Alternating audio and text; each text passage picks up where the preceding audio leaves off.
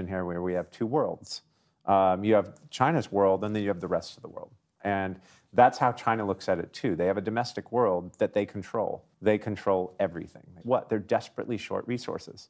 No one accepts RMB as payment because it's just funny money. China purports to be the second largest economy in the world at 15% of global GDP, and yet less than 1% of cross-border settlements in the world settle in RMB. I think they could have their world of make-believe, of printing RMB and running their economy and convincing the world, but the denominator is inflation, so they massively underreport inflation. That's just a fallacy, but I think that can go on for a long period of time, as long as they're growing their reserve balance, as long as they're growing their working capital, which is imports and exports, FX reserves, they can keep playing with their domestic economy and playing with the printing press. If you look at industrial activity, we're going to skip forward but if you look at pure subcomponents of China's industrial production, they've been contracting their economy. They contracted their fiscal impulse beginning Q1 of 2016. They were running a 15% of GDP fiscal deficit at the end of 2015. From now on, we'll have a negative current account.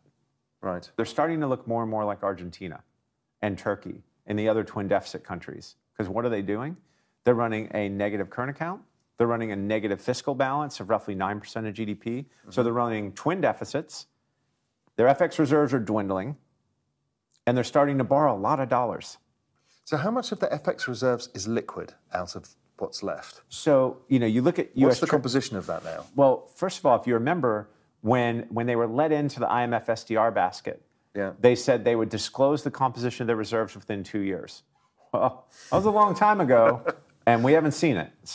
So we think that their only liquidity that they have any size of is our treasuries. It's dangerously below adequate level. The broad measure of credit in the Chinese financial system is $48 trillion worth of RMB. They only have $2 trillion of reserves.